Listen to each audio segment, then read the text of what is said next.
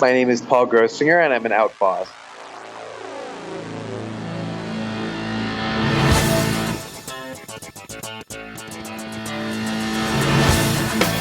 Hello, Out Bosses. Rhodes Perry here, and welcome to episode number 55 of The Out Entrepreneur, a weekly podcast where I get to interview today's most inspiring LGBTQ bosses crushing it in business. So on today's show, I'm thrilled to be interviewing Paul Grossinger, who is joining us all the way from the Big Apple. So Paul, are you ready to inspire fellow Out Bosses? I'll do my best. Excellent. A little bit about Paul. He is an entrepreneur, angel investor, and syndicator. He is the founder of Gaingels, which is the first investment network backing LGBT founders, which has 120 members worldwide and has led or co-led investment of $10 million and upwards in 13 companies and 4 venture funds. He is a philanthropist and has served as board of governors, a member for StartOut, advisors in OutTech, and board member for Marriage Equality USA. And he writes regularly for Inc.com and is a graduate of Columbia University School of Journalism and the Johns Hopkins University. Paul, really exciting to have you here. So can you kick us off and just tell us a little bit more about what you do and what makes your business unique? Sure. Thankfully, we've been growing quite a lot recently. So we actually now have 30 investments that have been completed to date since late 2014, which has been great. We really picked up the pace the last 6 months.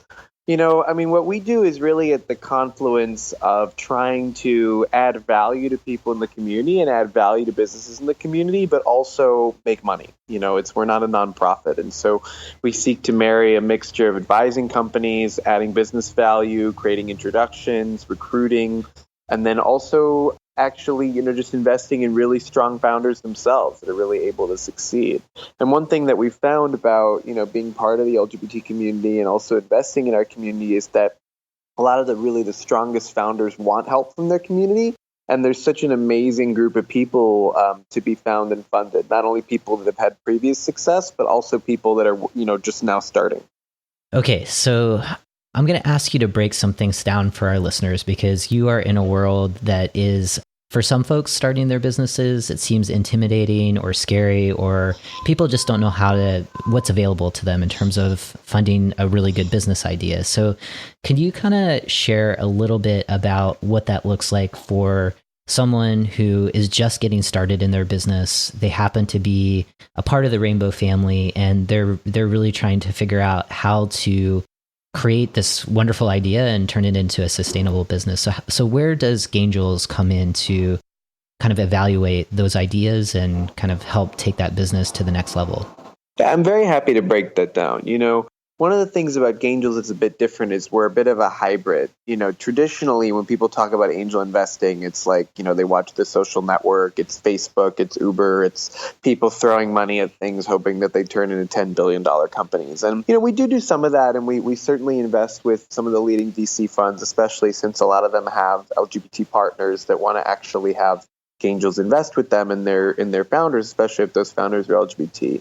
But, that's not the only thing that we do. One of the other things that we do is really help LGBT founders that have more normal businesses, not necessarily a growth startup that's trying to become worth $100 million or $1 billion in 5 years, but actually wants to create a sustainable business and help them succeed. And so Gaingels has a whole division of what we do for that. And so when I talk to founders about what that means and what that means for them, the first thing is really somebody has determined, well, what kind of business do I have? What am I trying to achieve with this? And, for a lot of people, they at first think that they're trying to, create a really rapidly growing startup, but actually what they have is a really amazing sustainable business with a sustainable audience or set of customers that they can actually build out into something that they own for many, many years. And that's really, really awesome too. And people should do that. And actually, we like to help businesses like that, especially if we're able to own part of it and continue to add value, help recruit talent, and then ultimately make money off that business each year. So the end of the story is really not, a better or worse type of business in terms of how fast you grow or what market you're in. What it really is all about identifying what your business is and how you can best approach your market and who are the right people to engage with to do that. And one of the things that we try to do with Gaingels is to actually have the ability to help both of those different types of companies. Thank you for breaking that down for folks. And something that is so important that of what you said is kind of that second piece of really helping those business owners with the kind of the sustainable business idea or model where they're running their business for most of their career, right? And that's a lot of people who are tuning into this show. So just kind of knowing that Gaingels also provides that level of support. So it's not like every business is the Shark Tank where you're going to kind of start up your business and flip it or sell it pretty quickly thereafter. So thanks for doing that. I feel like in this kind of world that we're living in, there's almost like this renaissance for entrepreneurship. And so I'm curious, from your perspective in the work that you're doing because of that and perhaps other factors, what has you most inspired right now in the work that you're doing and the impact that you're seeing your business having on the world? For me, a huge amount of what we do has to do with the impact that we have on the community. I mean, I think you have to, I was lucky enough to be an entrepreneur myself and have had some success with my first few businesses. And so from my perspective, after that, you have to be waking up in the morning doing something that you think matters for some reason other than just making money. But at the same time, I also think that a lot of the best value that's created, both by entrepreneurs and the people who invest in them, is created from a capitalism side. You shouldn't just look at like, okay, well, how can I do something that's good for the world and I shouldn't make money doing that. You actually should be creating things that both have value for the community and value for the world and also enterprise value from a capital perspective. And so, Gaingels really tries to blend those things together and be an ecosystem for the LGBT community to invest in itself, both from a capital perspective as well as from an advice, strategy, and recruiting talent perspective. When we invest in a company, we do a lot of different things. For example, we just invested in a company where they needed a new chief technology officer. And so one of our members had just left another job and was looking for something really cool. And so they took that role on. They needed a head of sales advisor. So we gave them a new head of sales. They needed a advisor on how to actually close large enterprise clients. So we gave them that. And then they also needed some capital, which we ended up raising and providing both from our network as well as from a couple of other major investors. What's interesting is this is the kind of company where it could explode and be a large startup, but it could also be a very nice business that just produces $5 or $10 million a year in revenue and makes everybody happy with dividend payments, including the founder. And so it's the type of business where we can help them succeed in a myriad of ways. And there's various different success profiles that they could have that would make everybody, including them and us, very happy and produce a lot of value in the world. The last piece I would add is I think, from the Gaingels standpoint, I think adding diversity in business in general is important, particularly diversity in management teams. And there's a lot of data that also shows that in addition to being intrinsically important, it leads to better business performance. Certainly, like more diverse boards of directors are almost always more effective. The data on that is very clear. And so I think there's a value in and of itself in creating more diversity in both business teams as well as in the C-level leadership of growing companies. As someone in the diversity and inclusion space, I'm really glad that you brought up that point because the data is available, and it's kind of amazing that people still push back on, really taking a close look at their workplace culture and trying to create these inclusive environments, kind of suggesting, this is just kind of something extra when really it does, as you said, it improves kind of business performance, the bottom line, and innovation, and that's huge. And I loved what you said about, thinking about your own work where you wake up in the world and you know that you're doing something that is having a significant impact, and you're able to almost game capitalism in a way where you're helping your community and you're helping your community have access to resources and economic empowerment. So I think all of that is amazing. I want to kind of first ask you, have you always been an entrepreneur in your work, or did you at some point, maybe early in your career, did you ever serve as an employee working for someone else? I've always been an entrepreneur. My first company was a network of sports websites that I started in the middle of college, and we built out and ultimately had some success with.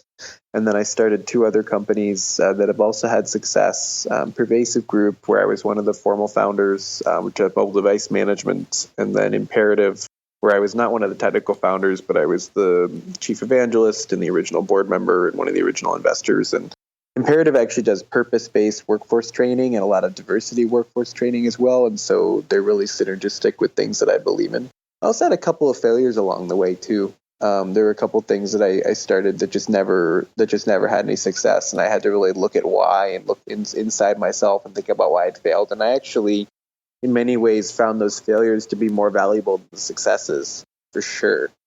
But to get back to your exact question, yeah, I've always really been on the entrepreneurial side of things and had some luck with it, and then really still feel entrepreneurial, but for me now, it's kind of a blend, because Gaingels is essentially itself an entrepreneurial venture, because the act of adding members, adding chapters, we add divisions into what we do. We have a whole corporate pride group side, a whole side for members under 40. There's a lot of elements that make us more of a company than a traditional venture fund would be.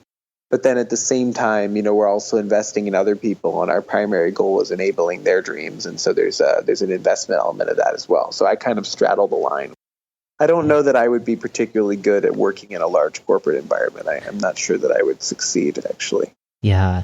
And I think that's, so the reason why I asked that question is just to really get into your mind at the time when so you had mentioned that you were in college when you started your first entrepreneurial pursuit. At that point in time, did you imagine that you were going to continue down that route? Or, when you were in college, were you thinking, hey, I'm going to do this on the side? And then, I noticed that you have a journalism background, and then maybe I'm going to go and write for this magazine or whatever. At what point were you kind of felt like this is what I want to do, and so therefore I'm just going to double down on building out this business and kind of go in this direction after I graduate from college? So what was kind of going on for you at that point? For me, I find that I really didn't know what exactly I wanted to do until I was in my early mid-20s. I had a lot of flexibility there. I studied several things, political science, history, and journalism, that I all use to varying degrees now. I mean, journalism, I write quite a bit for a number of published publications, and I think the journalism skill set was useful for that. The other thing, of course, the journalism skill set's useful for is being able to interview people, sit down, take notes, be more of a listener. That I would argue that the actual skills that journalism teaches you are extremely valuable for startup investing. Not necessarily the degree, but the skills. I think for a lot of people that are just now rising in their careers, people that are in college or right after college, it's not necessarily important to know whether or not they're going to be exactly working in the field that they're in, during college. I certainly found that having a bit of that mental flexibility for myself was important. The other piece is sometimes you have to have a little bit of failure in some of the things that you're looking to do, for the universe to point you in a certain direction. I applied, for example, for numerous consulting jobs toward the end of college and when I was in grad school, and got rejected from all of them. I have a distinct memory of being in the last round interview at Bain after I had just had some success with my first major success with my first company, and getting rejected and telling them about it, and basically being rejected anyway and them not caring. And I distinctly remember that as a moment where I was like, maybe I'm really not a fit for this larger type of environment. Maybe I really am more of an entrepreneurial person who kind of has to go do my own thing. And I was lucky enough, to be in a financial and in a networking position after some of my success as an entrepreneur to be able to switch over to investing and to do so. But I think that, for people, they shouldn't necessarily try to have a preconceived notion of their path, especially not when a lot of times in college and right after college, their families are weighing in very heavily. If I listened only to a few of the members of my family, I'd probably be a straight attorney in the suburbs of Chicago, right. On OxyContin. Oh, God.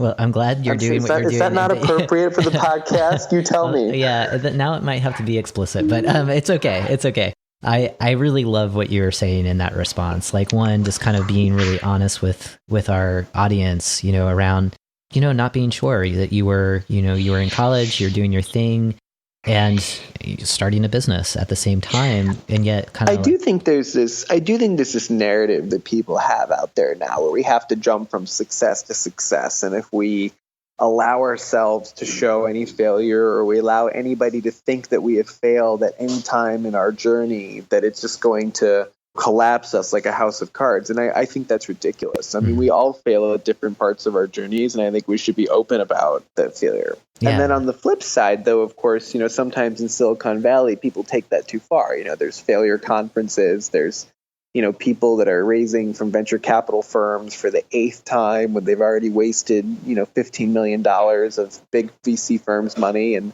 that's stupid too. I mean, it doesn't make any sense for someone to fail and then not learn from their failure and turn around and do exactly the same thing again. As Einstein said, the crazy person is the person that repeats their mistakes a billion times. I think what's important is to take failure, learn from it, accept it, but then really dissect it deeply and think about, well, what could I have done differently? What should I do differently next time?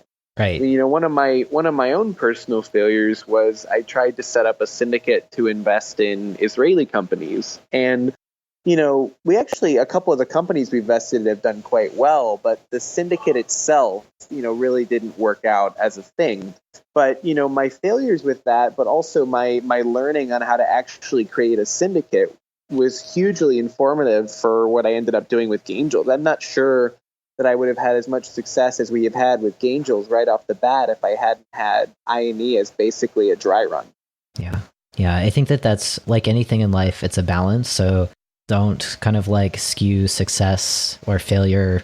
Don't overweigh one of those. And I think like on the failure side, as you're saying, it's failures kind of light the way to course correct. So in your case, working at Bain, working in these big consulting companies, probably not the direction that that your heart wanted to go in. And so those failures kind of showed you a different path. And I think that's really key for our audience is that, especially in the world of entrepreneurship, failure is guaranteed.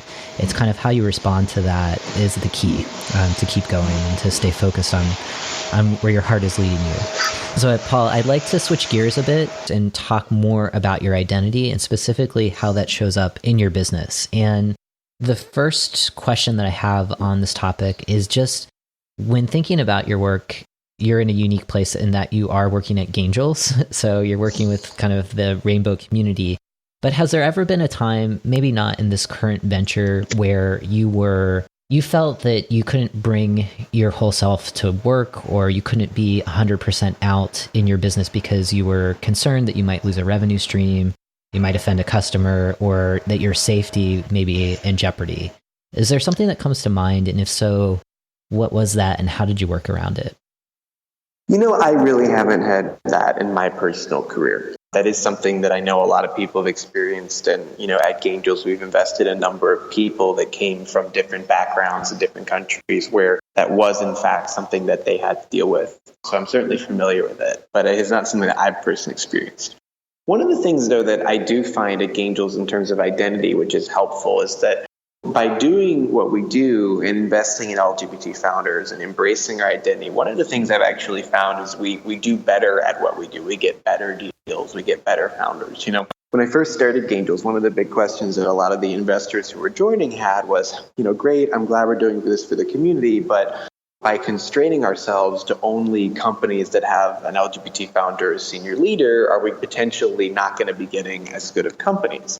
And what's actually ended up happening was because we sort of planted our flag in the ground and, created that brand around what we do and add value for the community, there's lots of founders that only would go to venture capital firms and just top of the line folks that come to us for funding or to be part of their round because of what we stand for. They would never come to a syndicate or a network of angels in any other scenario. So I do think there's a lot of value in wrapping your identity into what you do in important ways. Yeah, it's refreshing to hear that you haven't had those experiences. And I think that's kind of a sign of the times. And also, in the role and the work that you're doing, you absolutely are in a unique position. And not every one of our listeners is there.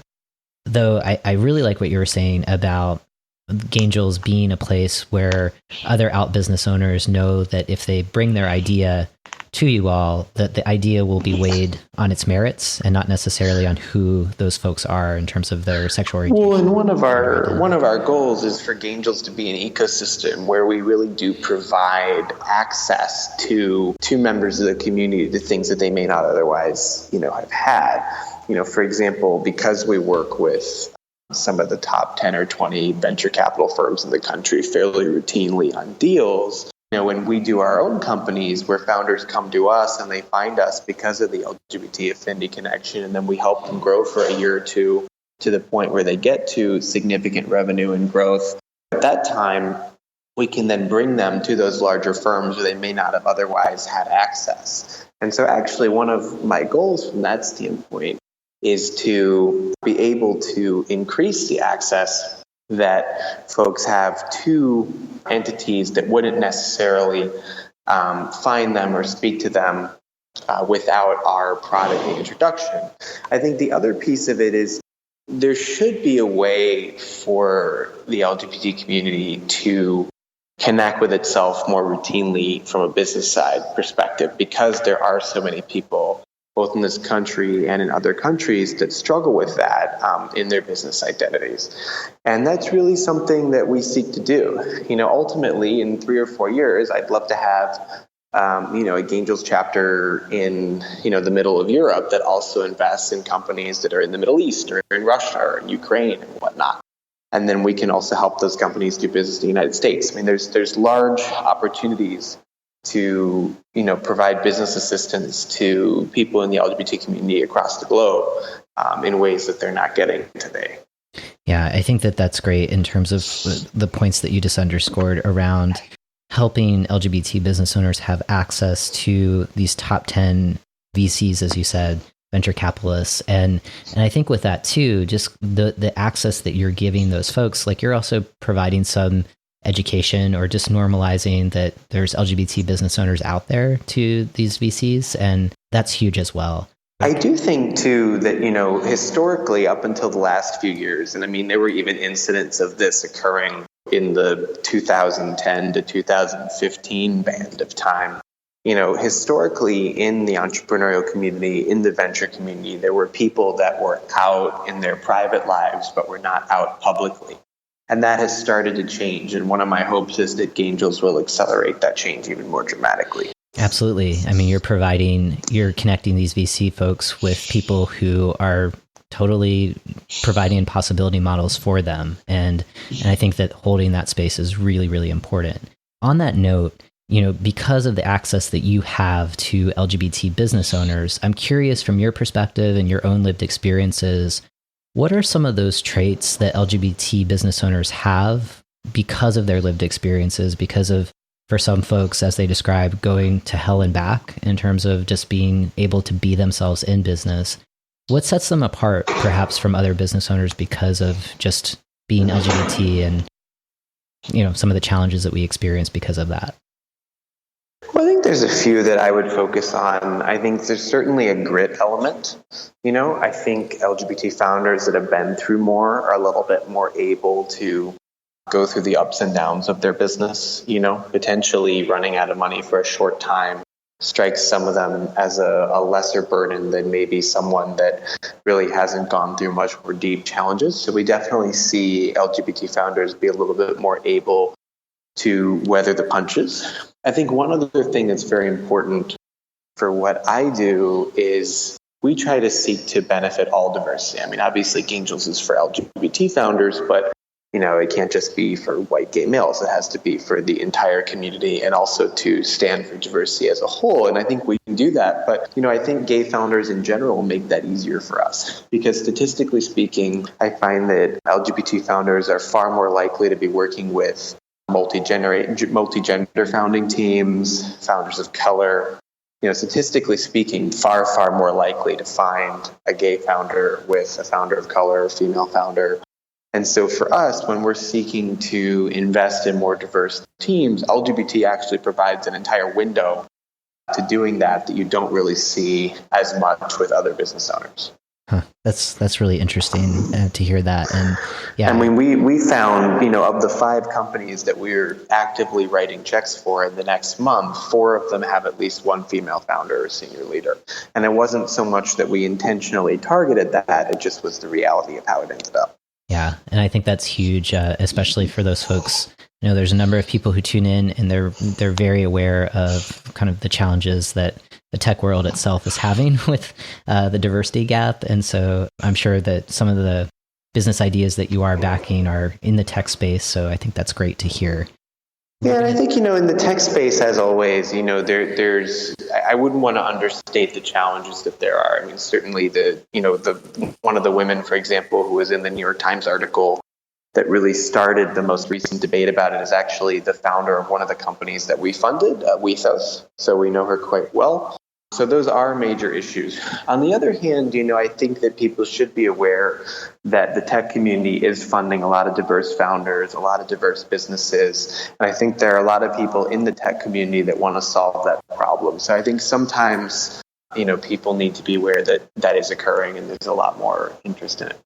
Yeah, there's absolutely a lot of financial investment in trying to cover that diversity gap. And I think the kind of newer businesses emerging have the advantage of thinking about culture from the beginning. So what we're going to do right now is take a very short sponsorship break. And I'd ask for our listeners to stick around, because when we return, we're going to go into our bonus round and get to know Paul just a little bit better. Aspiring out bosses, are you struggling with taking that first entrepreneurial leap? Does the imposter syndrome prevent you from getting started? Have you considered seeking support, but you're just not sure where to turn?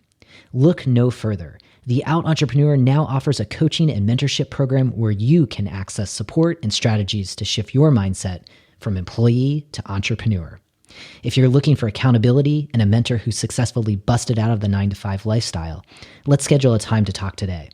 Visit www.outentrepreneur.com and look for show notes from today's episode to schedule a call. Again, the URL is www.outentrepreneur.com.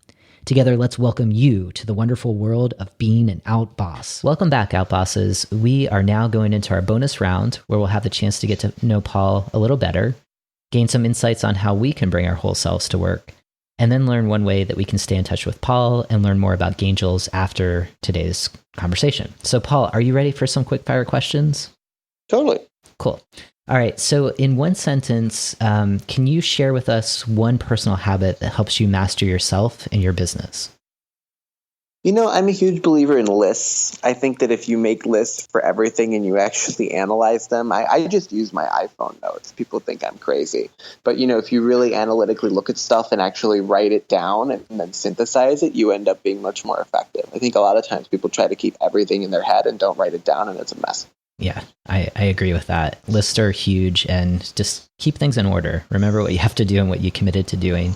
So can you name one thing that you readily delegate in your business to stay focused on what you're good at? Well, I'm really lucky to have an awesome associate, Stephen, in our company who, really helps me do everything and just make sure that the system is working and all of our invites just like amazing. But just even beyond that stuff really helps with strategy and marketing and recruiting connections and looking through our spreadsheets to find the right person for companies. Absolutely invaluable. So I delegate it to Stephen. Nice. And if he was here, he would say that I delegate too much. That's the dream, right? You have someone to delegate to. And I think for a lot of solopreneurs who listen to the show, it's like one day, keeping the That's list what you give. That's what you give a fellow founder 10% equity for, so you can delegate to them. Yes, right. So can you share a book or a podcast that has contributed to your success as an out boss? I'm not a huge reader or listener to podcasts until recently, and I'll be adding this one to my list, I have no doubt. But in terms of books, I find that I actually like reading a ton of history books and a lot of sort of fiction, mystery stuff. I don't tend to read so much about like what I do. I suppose, I enjoyed reading 0 to 1. I enjoyed reading The Hard Thing About Hard Things. Like, there are definitely some books in our industry. Tim Ferriss's books are quite helpful that help me frame certain things. But I wouldn't say that I'm somebody that wanted to read all that stuff and then go do it. I just kind of went and did it. And I probably made some mistakes I wouldn't have made if I had, read about them before. But I also probably got some opportunities that I wouldn't have had if I had, just read for a couple of years about it. So my advice to people is, if you have a business, don't go just sitting and reading about how to start a business. Go start the business and go get people around you that can add value to it and, get cracking. Yeah, I like that you said that you read fiction as well. I think I literally just came off like Donald Trump. Like, I don't read. But then you talked about reading, so that's always good. you definitely, especially like on the fiction side, we had another guest on the show earlier last year, and she was talking about. Ironically, I read a lot. I just don't necessarily read a lot of self-help books. Yeah. I think fiction. I could tell you all about reading, Pride and Prejudice, but I don't think that's quite a very good lesson for this. But I do love it. Right. I mean, sometimes you have to kind of turn off the business mind and be inspired and create, and kind of cultivate the creative side so you can think about problems in your business in a different way. I suppose I'll read anything Andy Cohen says. Nice. Okay, so can you share one piece of advice to inspire the next generation of outbosses to take that first entrepreneurial leap? I think you really have to think about it. You have to think about, does owning my own business appeal to me? Yes, it appeals to everybody, but does everything that comes with that? Because a lot of people forget that owning your own business is a lot of self-structure. You're used to going to work from 9 to 5, you leave, and then you have your thing tomorrow, but you're free, When you own your own business, you're accountable to yourself, but also the only person who's really going to get anything done is you or the other person that owns the business with you, because it's always really good to have a couple of co-founders. I wouldn't be anywhere in Gaingels without David Beatty, my co-founder. I mean, he's fabulous and does far more work than I do and is far more effective. So kudos, you should always have another co-founder. But I think really, you have to think about whether or not it's the right lifestyle for you. And then if it is, you really just got to take the leap and go do it. You can't give up. One of the challenges that people have is they think, oh, this is going to be the right thing for me. And then after like 3 or 4 months, they're like, this is really hard. And I don't really like not having my steady paycheck anymore. And they just give up. And they don't realize that even in the rosiest of scenarios, if you're a first-time entrepreneur, it's going to be 1 to 5 years of very hard struggle, very little sleep, and a lot of ups and downs. And moments where you wonder, like, why the hell am I doing this? Like what possessed me? And, if you don't have those moments, you're not living. And so you have to decide if that's right for you, because there's a lot of people for whom it is not the right choice. And so you really have to deeply think about it before you set down the path. But then if you do set down the path, you can't just give up after 3 to 6 months, because I've never met anybody that had just like instant success in 3 to 6 months on their first venture. Right. I know everybody who watched The Social Network, they thought that Mark Zuckerberg built it up to 20, bajillion users in like a day. But actually, it was a multi-year process, and there were several different times, particularly in 2004 and 2005, where they almost hit failure. His father put in money at one time. Peter Thiel, of course, had to be a major investor at a time of struggle. So there is no startup that a first-time founder created that doesn't have its difficulties. I mean, you look like Elon Musk. He ended up getting thrown out of PayPal, his own company, amidst major struggles in their growth. They had major issues even getting started in the beginning. Jeff Bezos, to get Amazon off the ground, took multiple years, and he really had to scrounge it for a while. And there were a lot of people who just did not believe that he could even win the book business, let alone everything else they've done. So, it's not a cakewalk at all. Yeah. I think that the advice that you just gave is perfect. And I think people should really, who are thinking about making that leap, look inside and think about the struggle, as Paul's talking about in those first few years. And if you're wired that way, if you can take that risk, then take the action and stop thinking about it and put a plan in place. I think that's really, really great advice. So, Paul, thank you so much for being on the show. Before we end the interview, can you tell us one way that we can stay in touch with you and learn more about your business? Sure. Yeah. I mean, you can go to our website, gaingelsyndicate.com. You can see info on the portfolio, how to reach us. There's a little portal. You can also find me on LinkedIn and, a bunch of other social platforms. I'm really not difficult to find. Awesome. Well, thank you again. It was really, really informative to learn about the world that you're in. I think it's super helpful for our bosses. And for everyone who's tuning into the show, thanks again. It's always my privilege to connect you with so many inspiring outbosses like Paul. So as a next step, consider checking out the show in iTunes and leaving a rating and review there, and share the show with your friends. And for now, keep being your authentic selves 100% of the time.